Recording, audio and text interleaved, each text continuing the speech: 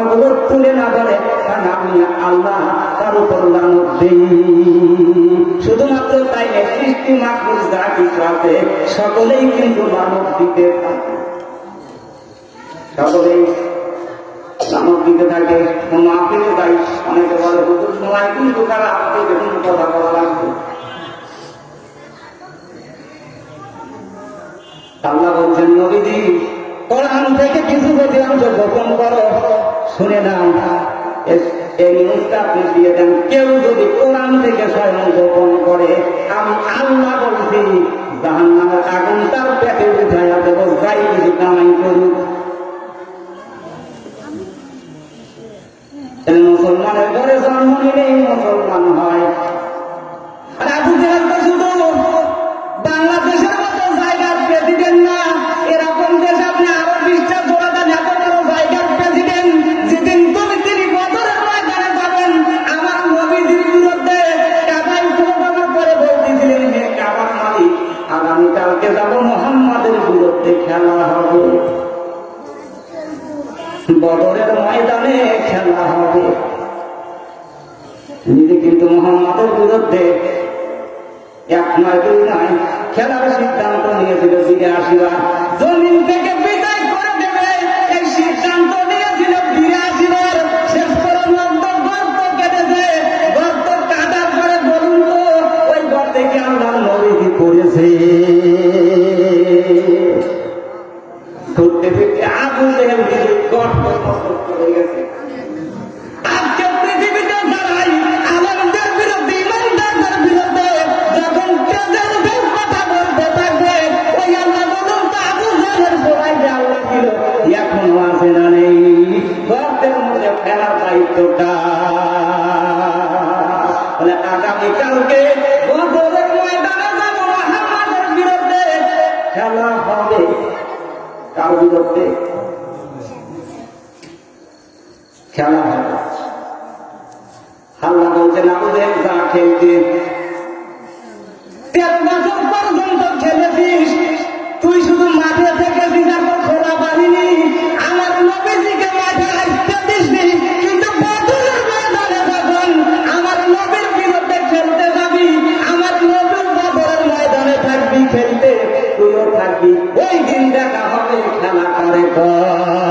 তুমি শুধুমাত্র চলে বসে, তুমি মাত্র চেয়ারে বসে থেকেই বলবে খেলা হবে, কিন্তু আসো দেখি ইমানদারের সঙ্গে 96 ভাগ মুসলমানের দেশে তুমি আসো খেলতে।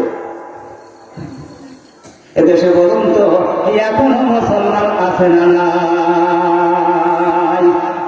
আল্লাহর কাছে বললেন, আল্লাহ বলছে কাবার মালিক, আগামীকালকে মুহাম্মাদের বিরুদ্ধে খেলতে যাব, তবে শুনে নাও, মুহাম্মাদের ধর্ম যদি মিথ্যা হয়, আমি আবু জেহেলের ধর্ম যদি সত্য হয়, আমি আবু জেহেলের ধর্ম যদি সত্য হয়, আমার বাবার ধর্ম যদি সত্য হয়, আমার দাদার ধর্ম যদি সত্য হয়, আগামীকালকে আমি আবু জেহেলকে তুমি বিজয় দিয়ে দিও, আর মুহাম্মাদকে তুমি পরাজয় বরণ করিও।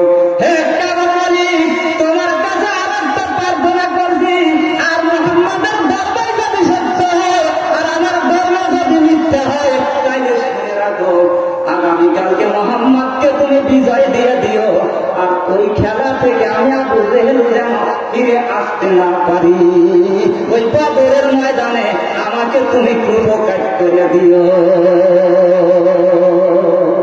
আল্লাহ বলছেন, তো দোয়া মঞ্জুর হয়ে গেছে, শুধুমাত্র মাঠের মধ্যে আমার নবীর বিরুদ্ধে খেলবি, ওই খেলায় আমি আল্লাহ করে ধরা খালি করে দেব। শুধুমাত্র তাই না, ফাজা আলানা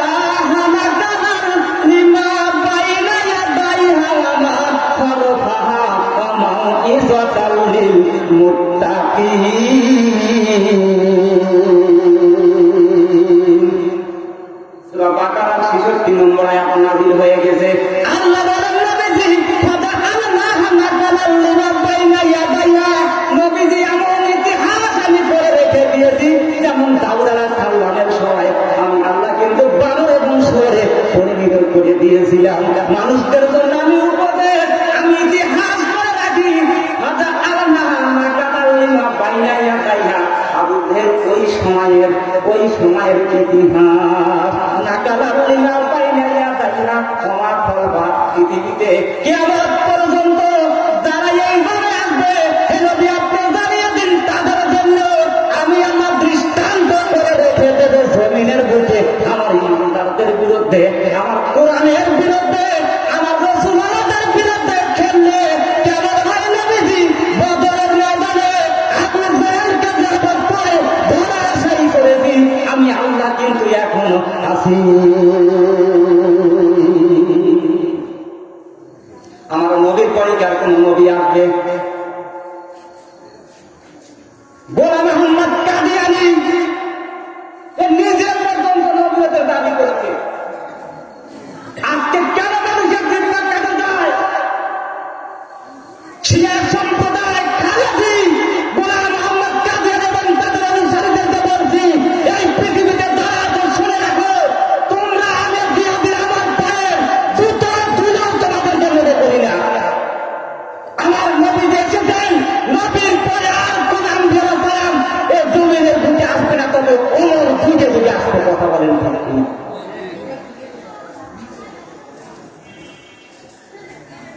নবীজি, আমি শুধুমাত্র ৮২ বার কিন্তু করার সিদ্ধান্ত নিয়েছিল।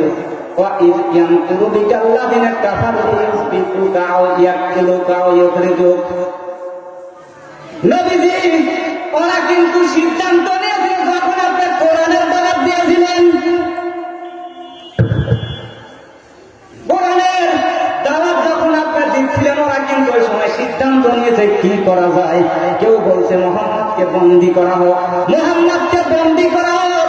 ওই জায়গায় যখন ৪৫ জন এমপি এবং মন্ত্রী বসে যখন তারা বৈঠক করছিল, ওই সময় একজন বলছে না মোহাম্মদকে বন্দী করা যাবে না, যদি মোহাম্মদকে বন্দী করো এই দেশে এখনো কিন্তু মোহাম্মদের অনুসারী আছে, তারা মিছিল করবে, মিটিং করবে, শেষ পর্যন্ত আল্লাহর নবীকে জেলখানা থেকে মুক্ত করে ছাড়বে। আর একজন বলতে কি করা যায়? তার দেশ থেকে খারিজ করে দাও, ওর নাগরিকত্ব বাতিল করে দাও, দেশ থেকে তাড়িয়ে দাও। আরেকজন বলছে না এটা হবে না, মোহাম্মদ যেই জায়গায় যাবে সেই জায়গায় গেলে তৈরি করবে, শেষ পর্যন্ত মক্কার উপরে আক্রমণ চালাবে। প্রধান উপদেষ্টা বলছে কি করা যায়? নিজে প্রধান উপদেষ্টা বলছে মোহাম্মদকে জমিন থেকে বিদায় করা হোক। মোহাম্মদকে যদি শেষ করে দেওয়া হয় তাইলে কোরআনের দাওয়াতটা দিতে পারবে না। জমিন থেকে বিদায় নিলে মোহাম্মদ তার কোরআনের আন্দোলনকে করতে পারবে না, আর তার বিরুদ্ধে তার পক্ষে কথা বললে এমন কোন লোক থাকবে না, যে নেতা নেই, নেতার অনুসারীও নেই। জমিন থেকে ষড়যন্ত্র করেছিল, কিন্তু আল্লাহ একটা ষড়যন্ত্র কায়েম হতে দেন নাই। বদরের ময়দানে গেছিল আবু জেহেল, শুধুমাত্র আবু জেহেল যে বদরের ময়দানে ধরাশায়ী হয়েছে বিষয়টা এমন না।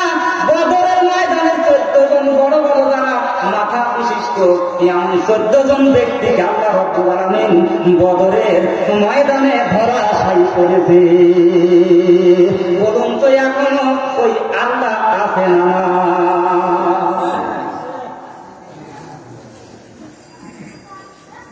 জমিনকার, আইন চলবে কার? শুধুমাত্র দাঁড়িয়ে রেখে যুদ্ধ করে পাকারি করে তাসবিহ পড়ব, তাহাজ্জুদ পড়ব, আমি মুসলমান।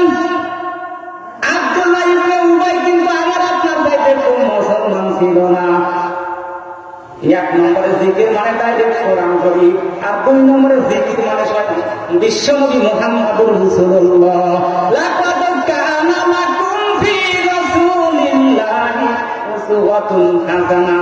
সূরা আহজাব ২১ নম্বর পারা ১০ নম্বর পৃষ্ঠা ২ নম্বর ২১ নম্বর আয়াত।